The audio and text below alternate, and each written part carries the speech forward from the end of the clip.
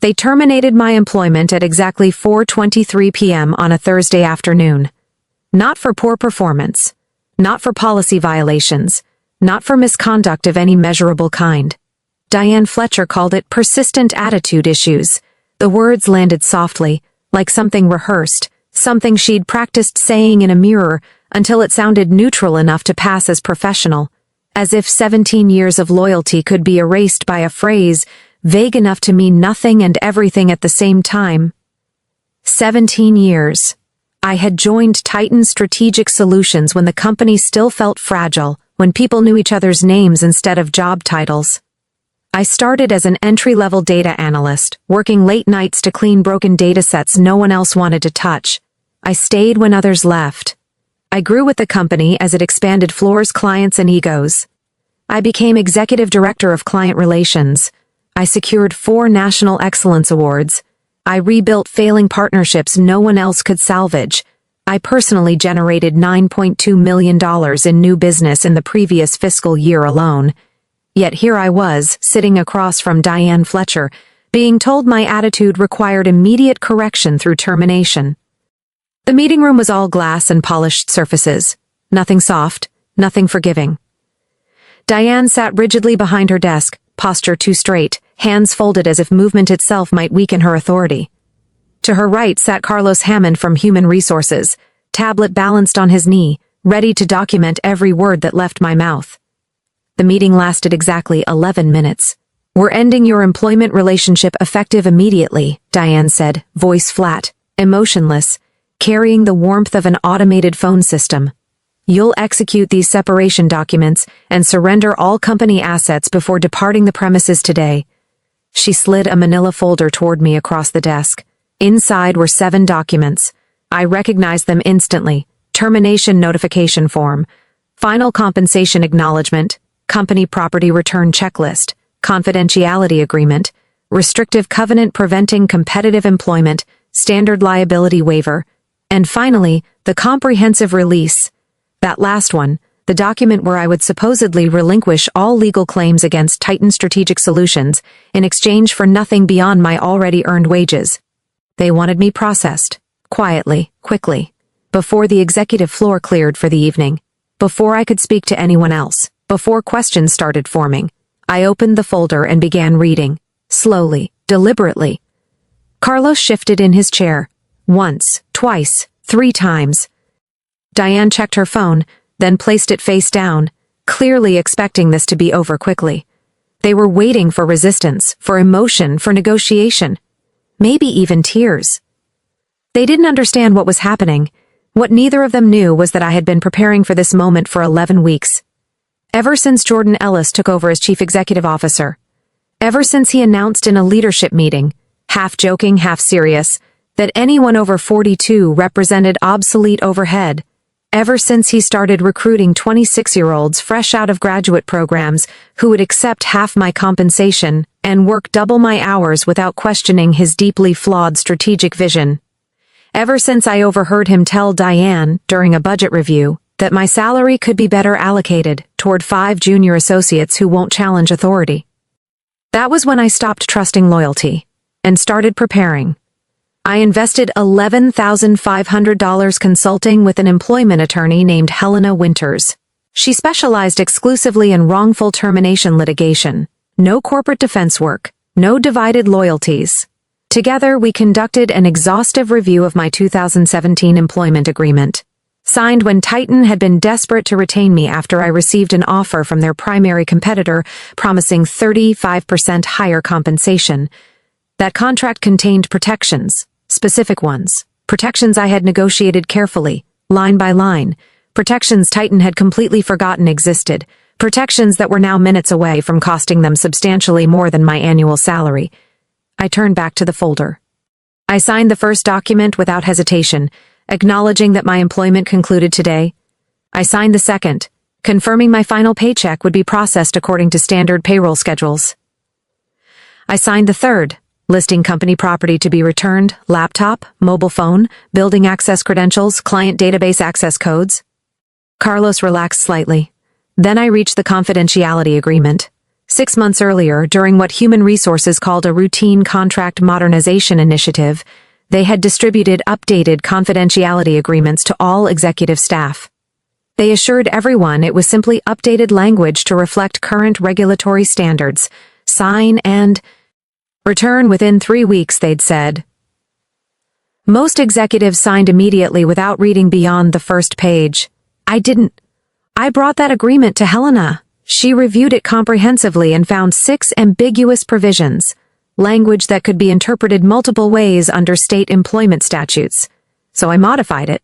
Nothing obvious, nothing dramatic, just subtle changes to section designations, cross-references, footnotes, and supplementary language tying it directly to my employment contract. Human Resources never noticed. They filed my signed version without scrutiny.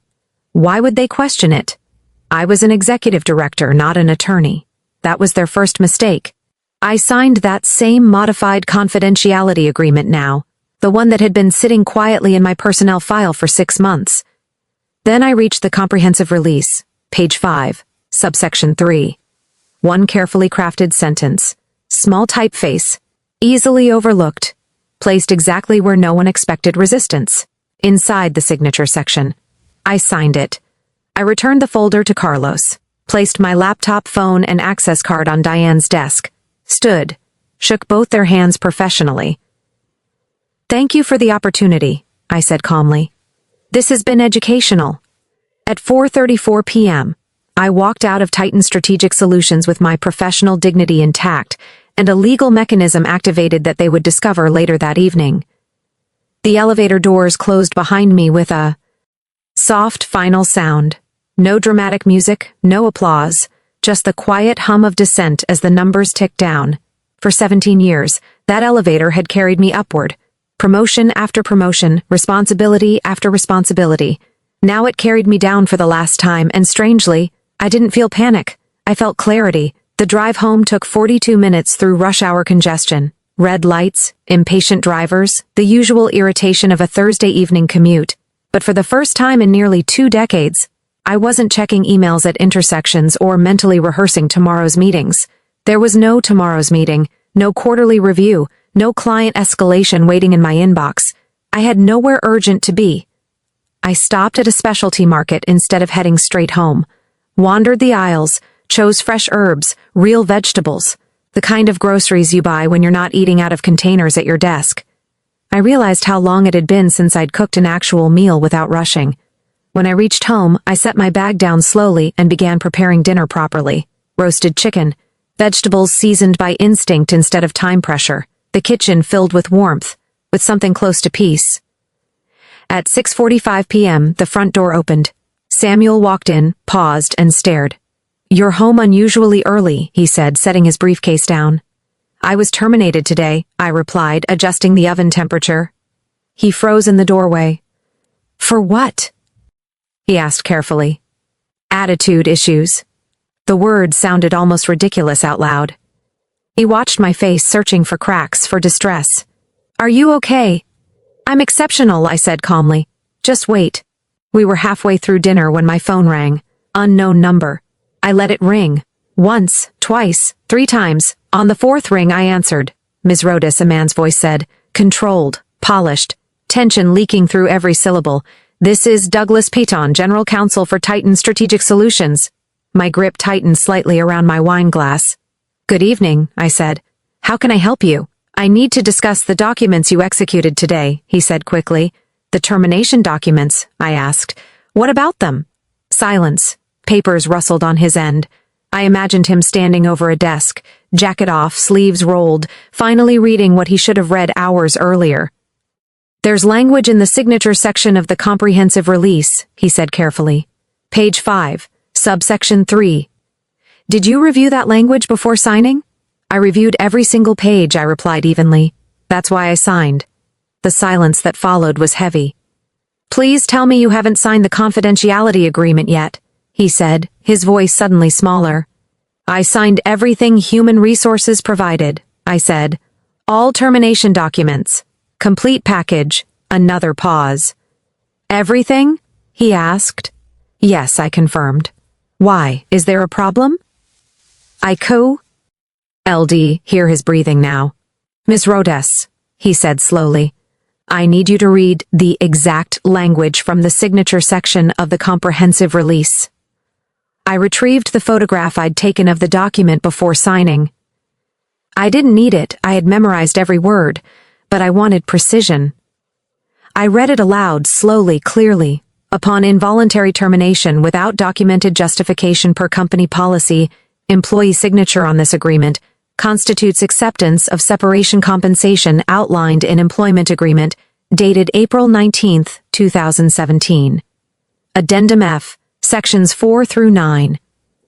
The silence on the line was deafening. And, he said finally, barely above a whisper, what does Addendum F specify? Minimum 3 years base compensation, I replied calmly. Immediate vesting of all stock allocations. Payout of accrued benefits and performance incentives? Nothing. Then muffled voices. Urgent. Panicked. Someone saying she embedded it.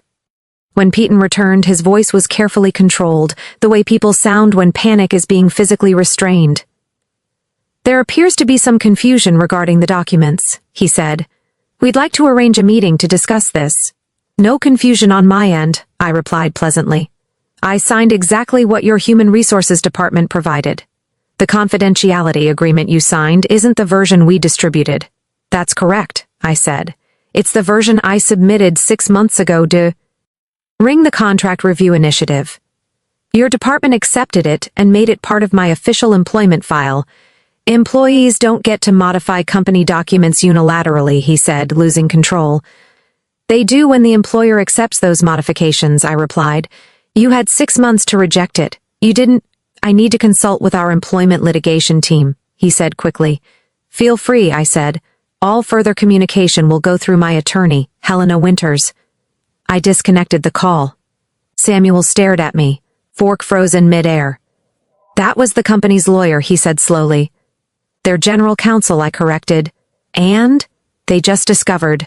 They owe me roughly $680,000, I said. Possibly more. His eyes widened. How? Because they terminated me without documented justification, I replied. And because they signed documents they didn't read. 33 minutes later, my phone rang again.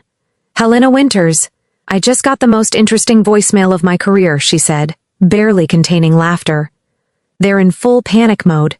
Excellent, I said. Isabella, she continued. This is one of the most elegant legal traps I've ever seen. They can't argue the release is invalid without losing the waiver. And they can't accept the waiver without paying the separation package.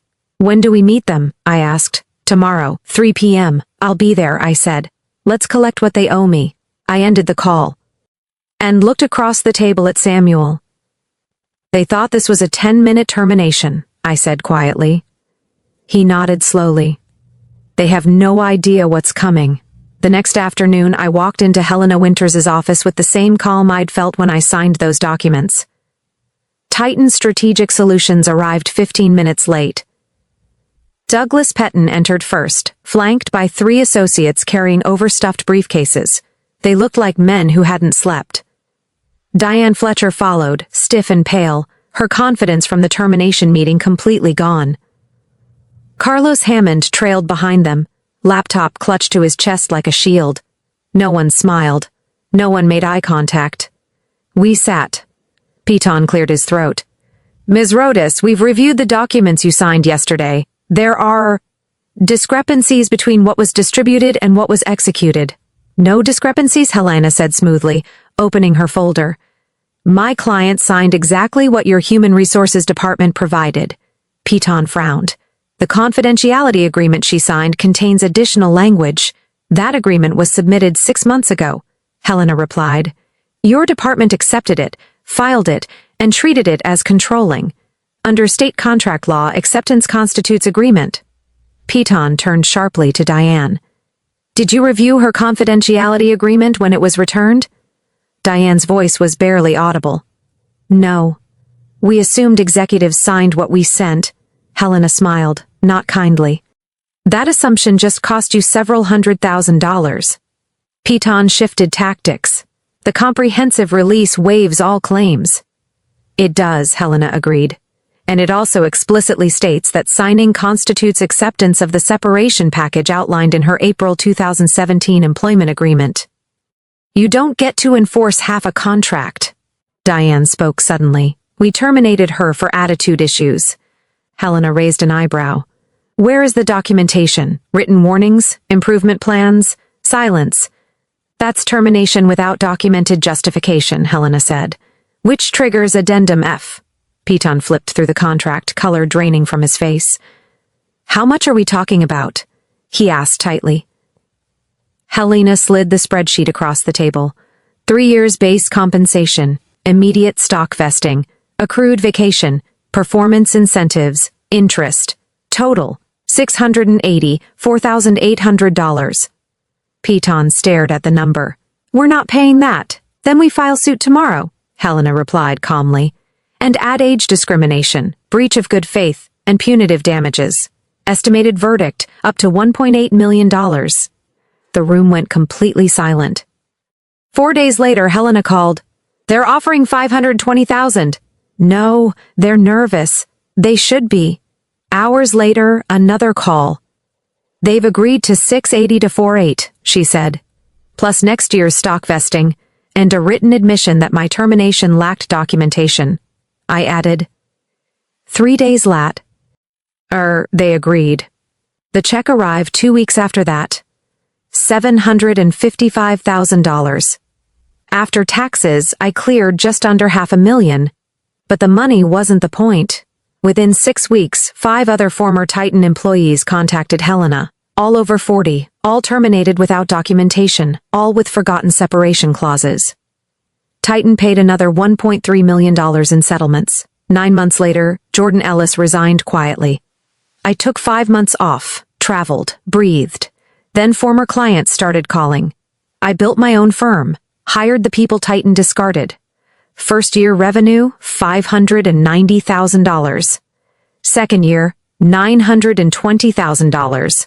14 months later, I ran into Diane at a conference. She looked tired. I smiled. Read the documents next time. She didn't respond. Contracts bind both sides. Words matter. And that silence on the phone, the moment Titan's lawyer realized they'd triggered a 7-figure mistake. That silence was perfect. Because it wasn't revenge. It was accountability.